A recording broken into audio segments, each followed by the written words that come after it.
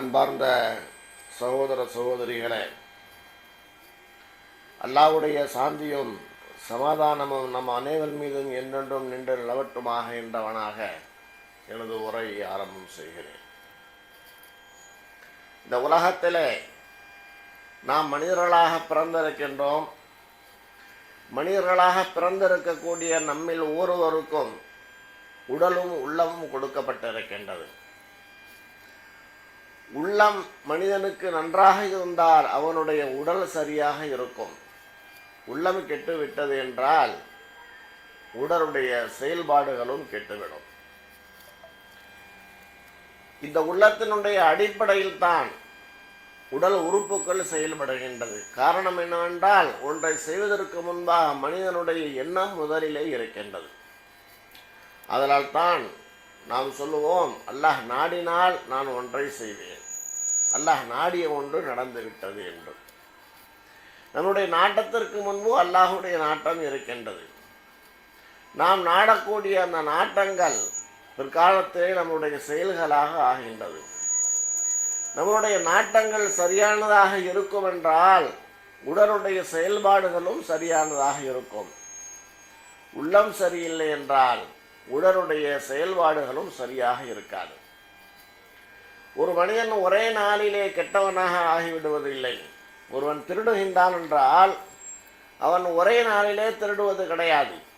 மாறாக திருட வேண்டும் என்கின்ற எண்ணம் அவனுடைய உள்ளத்திலே விழுந்து அந்த எண்ணத்திற்கு அவன் நீர் ஊற்றி இன்னும் உரமிட்டு வளர்ந்ததன் காரணமாக அது ஒரு நாள் அவனை திருடனாக காட்டிக் கொடுக்கின்றது.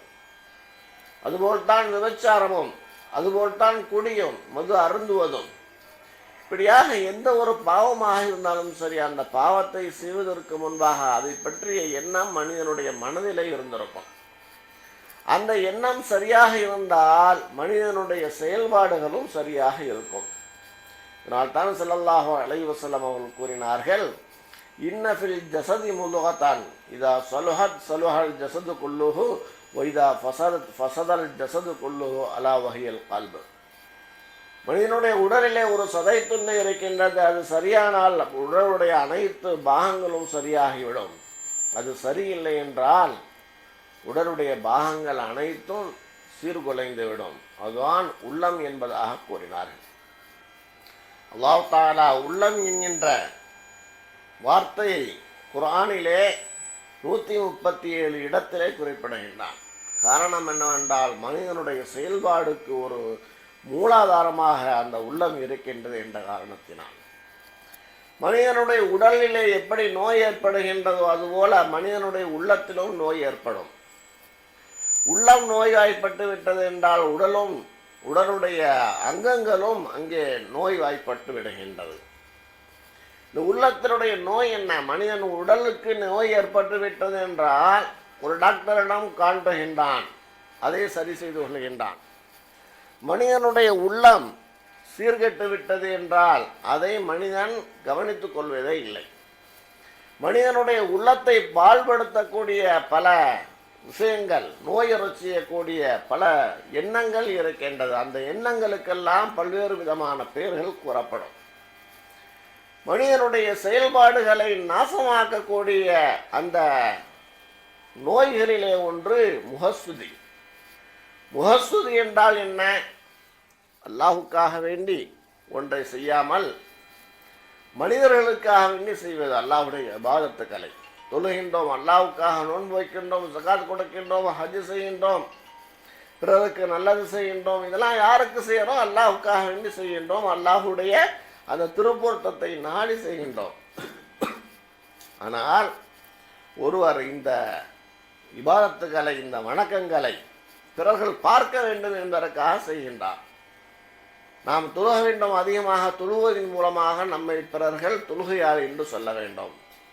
ஜகாத் கொடுக்கின்றோம், அதன் மூலமாக இவர் கொடை வள்ளல் என்று சொல்ல வேண்டும். ஜிஹாத் செய்கின்றார், அதன் மூலமாக வீரர் என்று பெயர் எடுக்க வேண்டும். பயான் செய்கின்றார், இதன் மூலமாக மிகப்பெரிய ஆளும் என்று கூற வேண்டும் என்று ஒரு மனதிலே முகஸ்துதியோடு ஒரு செயலை செய்கின்றான் என்றால் அந்த செயல் அந்த மனிதனுடைய உள்ளத்தையே பாழ்படுத்திவிடும். அது அல்லாஹ்வினால் ஏற்றுக்கொள்ளப்படாது. ஸல்லல்லாஹு அலைஹி வஸல்லம் அவர்கள் கூறினார்கள், நிச்சயமாக அல்லாஹ் தஆலா எந்த ஒரு செயல்பாட்டிலே உள தூய்மை இருக்கின்றதோ அதைத்தான் ஏற்றுக்கொள்கின்றான். உள தூய்மை இல்லாத செயலை ஏற்றுக்கொள்வது கிடையாது. தனது திருமறையிலே வல்ல அல்லாஹ் குறிப்பிடுகின்றான், சில தொழுகையாளிகளுக்கு கூட நரகம் இருக்கின்றது. அவர்கள் எப்படிப்பட்டவர்கள் என்றால், இந்த தொழுகையை பொதுவோக்காக நிறைவேற்றுவார்கள். பிறர்களுக்கு காண்பிக்கும் வண்ணம் அவர்கள் அதை செய்வார்கள். பிறருக்கு காண்பிக்கும் நோக்கத்திலே செயல்படக்கூடிய அந்த செயல்களுக்குத்தான் முகஸ்துதி என்பதாக கூறப்படும். இந்த முகஸ்துதி உள்ளத்திலே இருக்கக்கூடியது, உள்ளத்தினுடைய நோய், அதிலிருந்து நாம் விடுபட வேண்டும். முகஸ்துதியோடு எந்த ஒரு செயலை செய்தாலும் அல்லாஹ்வினால் அது நிராகரிக்கப்படும். ஸல்லல்லாஹு அலைஹி வஸல்லம் அவர்கள் கூறினார்கள், ஒரு 3 மனிதரை அல்லாஹ்வுக்கு முன்னால் கொண்டு வந்து நிறுத்தப்படும் மறுவுலகத்திலே. ஒருவர் கற்றறிந்த ஆலிம், மற்றொருவர் ஒரு போர் வீரர் ஜிஹாத் முஜாஹித், மற்றொருவர் ஒரு பணக்காரர். இந்த 3 வரையும் அழைத்த அல்லாஹ் தஆலா ஒருவராக அழைத்து கூறுவான், நான் உனக்கு வீரத்தை கொடுத்திருந்தேன். முஜாஹிதே ஜிஹாது செய்தவரிடத்திலே உயிர்நீத்தவரிடத்திலே கூறுவான், கேட்பான் அல்லாஹ், நான் உனக்கு உலகத்திலே வீரத்தை கொடுத்திருந்தேன், அதை வைத்து நீ என்ன செய்தாய்? அவர் சொல்வார், நான் கொடுத்த வீரத்தின் மூலமாக நாம் அவனுடைய பாதையிலே போர் செய்து நான் உயிர் நீத்தேன். அல்லாஹ் சொல்வான், நீ எனக்காக வேண்டி செய்யவில்லை. உலகத்திலே உன்னை ஒரு ஷஹீத் என்று மக்கள் போற்ற வேண்டும், ஒரு வீரர் என்று சொல்ல வேண்டும் என்பதற்காக செய்தாய். அது உலகத்திலே உனக்கு சொல்லப்பட்டு விட்டது, நீ நரகத்துக்கு போ. ஒரு பணக்காரரை அழைத்த அல்லாஹ் கேட்பான், உனக்கு பணத்தை கொடுத்திருந்தேன், அதை விட்டு நீ என்ன செய்தாய்? அல்லாஹ் அவனுடைய பாதையிலே நான் வாரி வாரி வழங்கினேன் என்ற பொழுது அல்லாஹ் கூறுவான், அதை நீ எனக்காக வைத்து செய்யவில்லை. மனிதர்கள் உன்னை கொடை வள்ளல் என்று சொல்ல வேண்டும் என்பதற்காக கூறி செய்தாய். அது உலகத்திலேயே சொல்லப்பட்டு விட்டது, உன்னுடைய எண்ணம் ஈடறிவிட்டது, நீ நரகத்துக்கு செல். ஒரு ஆலிமிடத்திலே கேட்பான், உனக்கு கல்வியை கொடுத்திருந்தேன், அதை வைத்து நீ என்ன செய்தாய்? உன்னுடைய பாதையிலே நான் பலர்களுக்கு சொல்லிக் கொடுத்தேன், அதை பலர்களுக்கு நான் கற்பித்துக் கொடுத்தேன் என்று கூறுகின்ற பொழுது அல்லாஹ் கூறுவானாம், இதை நீ எனக்காக வேண்டி செய்யவில்லை. ஒரு மார்க்க அறிஞர் என்ற மக்கள் உன்னை போற்ற வேண்டும் என்பதற்காக செய்தாய். அது உலகத்திலேயே கொடுக்கப்பட்டு விட்டது, நீ இப்பொழுது நரகத்துக்கு செல். அல்லாஹ் தஆலா கூறுவான். இந்த 3 நல்ல செயல்கள் தான் செஞ்சாங்க. ஏன் அவர்கள் நரகத்திற்கு செல்ல வேண்டிய நிலை ஏற்பட்டு விட்டது? அவருடைய அமலிலே, அவருடைய செயல்பாடிலே முகஸ்துதி கலந்து விட்டது என்ற காரணத்தினால். ஆக முகஸ்துதியை எந்த ஒரு சூழ்நிலையிலும் முகஸ்துதியோடு எந்த ஒரு அமலையும் செய்துவிடக்கூடாது. முகஸ்துதி ஒரு மனிதனுடைய உள்ளத்திலே இருந்தது என்று சொன்னால் அந்த மனிதனுடைய அமல்கள் அனைத்தும் பால்பட்டுவிடும். அடுத்தபடியாக இருமாப்பு, உஜூப், அரபியிலே அதற்கு உஜூப் என்பதாக கூறுவார்கள். உஜூப் என்பது ஒரு மனிதனுடைய உள்ளத்தினுடைய நோய். உஜூப் என்று சொன்னால் என்ன? இருமாப்பு என்றால் என்ன? தன்னுடைய செயல்பாட்டின் மீது தனக்கே ஒரு கர்வம் ஏற்படுகின்றது. நம்மளை மாதிரி செயல்பட முடியுமா? வணங்கக்கூடிய வணக்கசாலிகள் கூட என்ன கருதுகின்றார்கள்? நம்மளை போன்று வணங்க முடியாது, நம்மை போன்று பிறருக்கு என்ன செய்ய முடியாது, வாரி வழங்க முடியாது, நம்மை போன்ற கல்விமானி உலகத்திலே இல்லை என்கின்ற ஒரு உள்ளத்திலே உண்டான இருமாப்பு. அந்த இருமாப்பு உள்ளத்தினுடைய நோய், அது இருக்கக்கூடாது. அந்த நோயை மனிதன் களைய வேண்டும். நான் எப்படிப்பட்டவர் தெரியுமா? இரவிலே 100 ரக்காத்துகள் நின்று வழங்குவேன் என்று பெருமையாக பேசிக்கொள்வார்கள். பல்லாயிரம் அஹ்வால் என்ற ஒரு புத்தகத்தில் எழுதப்பட்டிருக்கின்றது. ஒரு பெரியார் அவர்கள் ஒரு நாளிலே, ஒரு இரவிலே 1000 ரக்காத்துகள் தொழுவார்கள். இப்படி அல்லாஹ் தொழுவ சொல்லியிருக்கிறார்.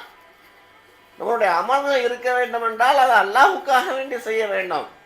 அதன் மூலமாக நாம் ஒரு இருமாப்போடு செயல்படுவதற்கு, எண்ணமாக இருப்பதற்கு நாம் அந்த செயல்களை செய்யக்கூடாது.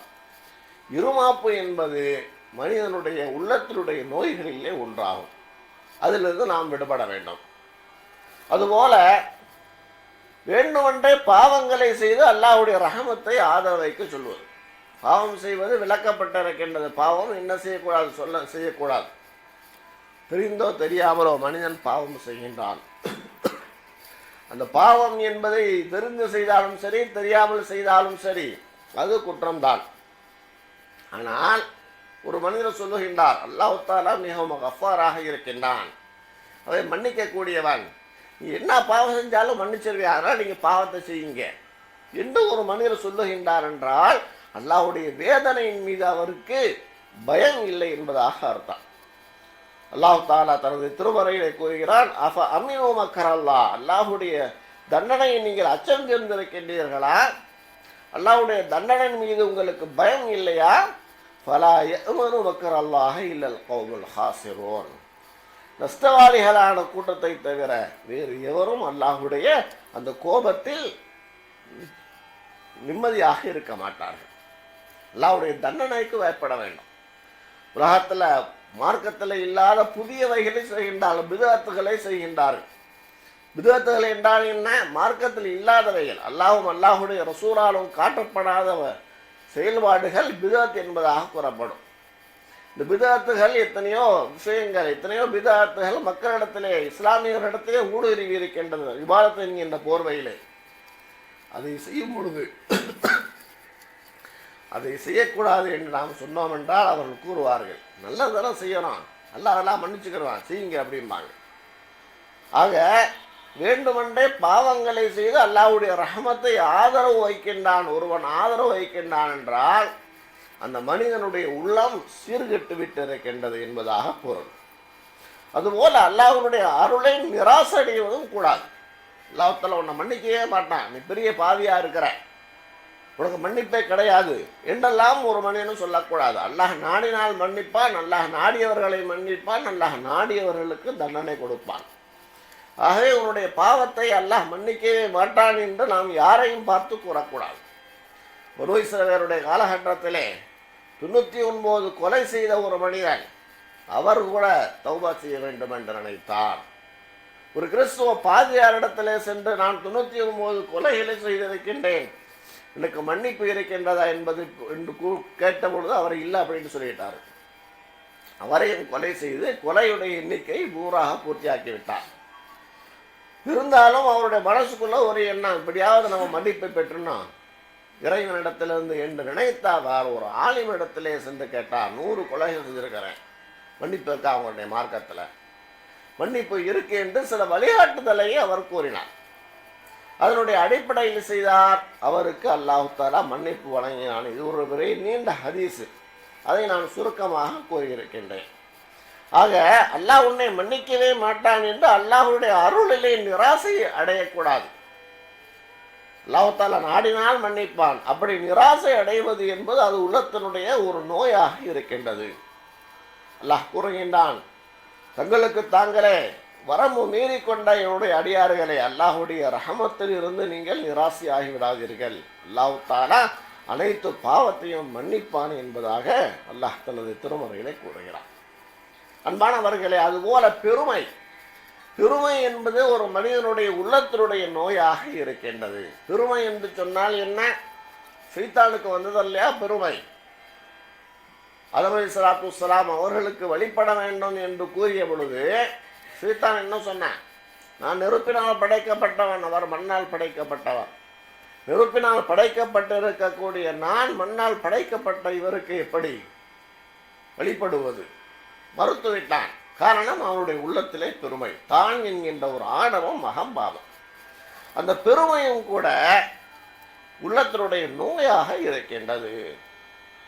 கூறப்படுகின்றது, யார் பணிவாக நடக்கின்றார்களோ அவரை அல்லாஹ் உயர்த்துகின்றான், யார் பெருமை அடிக்கின்றாரோ அவரை அல்லாஹ் தாழ்த்துகின்றான். பெருமை ஏன் ஏற்படுகின்றது? 2 நேரத்திலே பொறுமை, 2 விதமான காரணங்களுக்காக பெருமை என்பது ஏற்படும். ஒன்று, மற்றவரை சிறுவராக கருதுவது. மற்றவருடைய செயலை என்ன செய்கின்றது? சிறுமையாக கருதுவது. இதனால பெருமை ஏற்படும். மற்றொன்று, கேவலமாக கருதுவது. அவருடைய செயலை, அவருடைய செயல்பாட்டை என்ன செய்யறது? அவரையே கேவலமாக கருதுவது.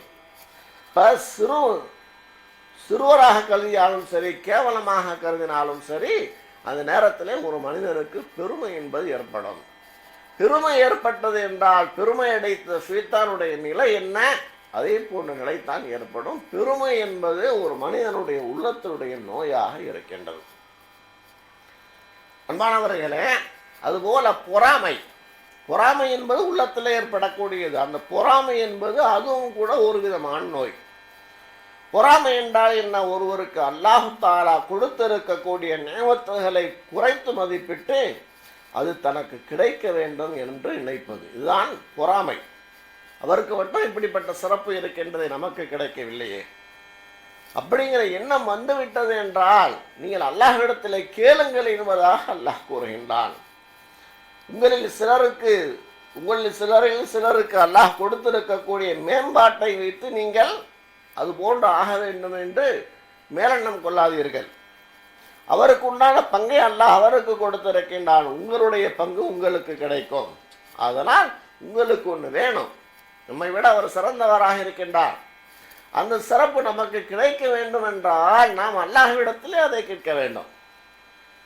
அல்லாஹ்விடத்திலே கேட்காமல் அவர் மீது பொறாமை கொள்வது என்பது மார்க்கத்திலே தடுக்கப்பட்டிருக்கின்றது.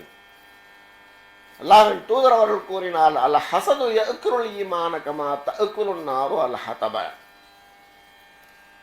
எப்படி நெருப்பு விறகை தின்கின்றதோ அதுபோல ஒரு மனிதனுடைய ஈமானை பொறாமை என்பது தின்றுவிடும் என்பதாக சொல்லி காண்பித்தார்கள். அதே சந்தர்ப்பத்தில் இரண்டு வித விஷயங்களிலே பொறாமை கொள்ளலாம். ஒரு மனிதருக்கு அல்லாஹு தஆலா கல்வியை கொடுத்திருக்கின்றான், இந்த கல்வியை வைத்து அடுத்தவருக்கு போதனை செய்கின்றார், சொல்லிக் கொடுக்கின்றார், அவர் மாறி நாம இல்லையே என்று பொறாமைப்படலாம். அது ஆகுமாக்கப்பட்ட பொறாமை. அதுபோல ஒருவருக்கு அல்லாஹ் செல்வத்தை கொடுத்திருக்கின்றான், அந்த செல்வத்தை வைத்து அல்லாஹுடைய பாதையிலே செலவு செய்கின்றார். அதுபோல நமக்கு பொருளாதாரம் இல்லையே, வேண்டுமே, அப்படி இருந்தால் நாமும் அவரை போன்று செலவு செய்யலாமே என்ற ஒரு மனிதர் நினைக்கின்றார் என்றால் அந்த பொறாமை கூடும். இந்த இரண்டு விதமான விஷயங்களில் தான் பொறாமை கொள்வது கூடும், மற்ற எதிலும் பொறாமை கொள்ளக்கூடாது என்று ஸல்லல்லாஹு அலைஹி வஸல்லம் அவர்கள் கூறினார். காரணம் என்ன? பொறாமை என்பது உள்ளத்தினுடைய நோய். அதுபோல வஞ்சகம், வன்மம், அதுக்கு அரபியிலே ஹக்கது என்பதாக கூறுவார்கள். ஒரு முஸ்லிமின் மீதுள்ள குரோதத்தை அவர் முன்னால் காட்டாமல் அவருக்கு நண்பராக காட்டிக்கொண்டு எதிரிலே அவருக்கு பின்னால சுத்தி செய்வது, சொல்லுவாங்க இல்லையா, நரித்தந்திரம் என்று. அவற்றை என்ன செய்யறது? நல்ல முறையில் நடந்துக்கிறது, பின்னால போய் அவருக்கு குளிபறிக்கிறது, முனாஃபிக்தனமான வேலைன்னு கூட சொல்லுவாங்க. இதுவும் கூட உள்ளத்தினுடைய நோயாக இருக்கின்றது.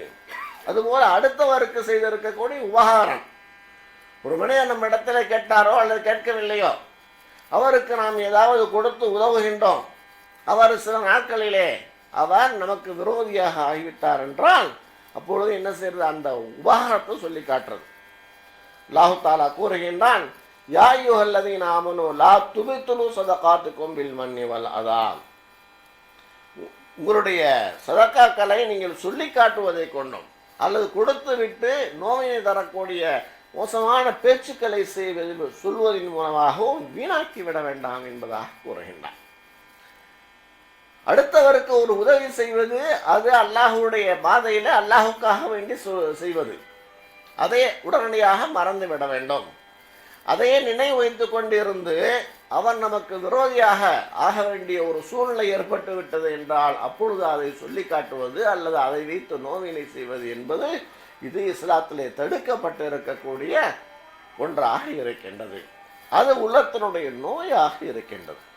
அதுபோல சிறு வயதில் இருந்த பொழுது விரும்பியோ விரும்பாமலோ ஒரு பாவத்தை செய்துவிட்டோம்.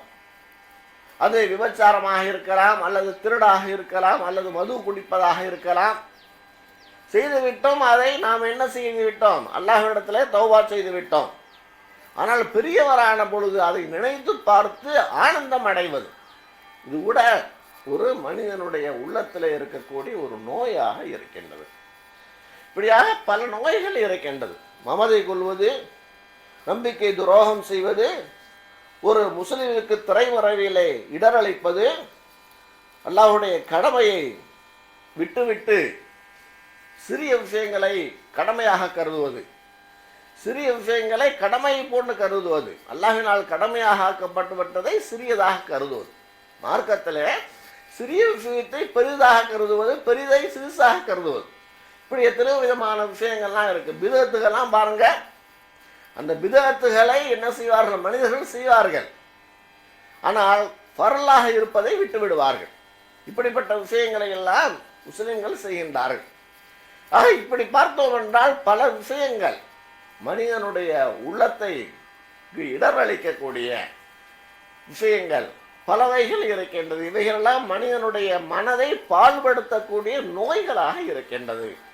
இந்த நோய்களை நாம் களைய வேண்டும். ஏனென்றால் இந்த நோய்கள் மனிதனுடைய உள்ளத்திலே இருந்தது என்றால் அந்த மனிதனுடைய அமல்களை, மனிதனுடைய செயல்களை பாழ்படுத்திவிடும். சரி, இந்த நோய்களை எப்படி களைவது? இப்படிப்பட்ட சில மோசமான குணங்களை நாம் நம்மளுடைய உள்ளத்திலிருந்து அப்புறப்படுத்துவதற்குண்டான வழிவகைகள் என்ன, அதையும் இஸ்லாம் சொல்லி காட்டுகின்றது. அதற்குண்டான வழிவகைகளிலே மிக முக்கியமான ஒன்று என்னவென்று சொன்னால் குர்ஆன் ஓதுவது. குர்ஆனை நாம் எந்த அளவிற்கு அதிகம் ஓதுகின்றோமோ அந்த அளவிற்கு நம்மளுடைய உள்ளத்தில் இருக்கக்கூடிய மோசமான எண்ணங்கள் அகற்றப்பட்டுவிடும், உள்ளத்தினுடைய நோய் அகன்றுவிடும். அல்லாஹ் தஆலா தனது திருமறையிலே குர்ஆனை பற்றி கூறுகின்றான், அது ஒரு நிவாரணம் என்பதாக கூறுகின்றான். அதுபோல் அல்லாஹுடைய திக்ர், அல்லாஹுடைய நினைப்பு, அந்த நினைப்பின் மூலமாக ஒரு மனிதனுடைய உள்ளத்திற்கு அமைதி ஏற்படுகின்றது என்று மற்றொரு இடத்திலே கூறுகின்றான். அதுபோல ஈமானை பலப்படுத்துவது, ஈமான் பலப்படுத்துவதன் மூலமாக ஒரு மனிதனுடைய உள்ளத்திற்கு விஸ்தீரணம் கிடைக்கின்றது என்பதாக கூறுகின்றான். ஆக இப்படிப்பட்ட விஷயங்களின் மூலமாக நாம் நமது உள்ளத்தினுடைய அந்த நோயை நாம் அப்புறப்படுத்த முடியும். எல்லாம் வல்ல அல்லாஹ் நம்மளுடைய உள்ளத்தை அவனுடைய கட்டுப்பாட்டிலே அவனை நினைக்கக்கூடிய, அவனை இபாதத்து செய்யக்கூடிய, அவனுடைய கலாமை ஓதக்கூடிய, அதன் மூலமாக உள்ளத்திற்கு நிவாரணம் பெறக்கூடிய நல் மனிதர்களாக ஆக்கி அருள வேண்டும் என்று கூறி எனது முதல் உரையை நிறைவு செய்கின்றேன். வாஹிர் தாவானா அல்ஹம்துலில்லாஹி ரப்பில் ஆலமீன். அல்ஹம்துலில்லாஹ்.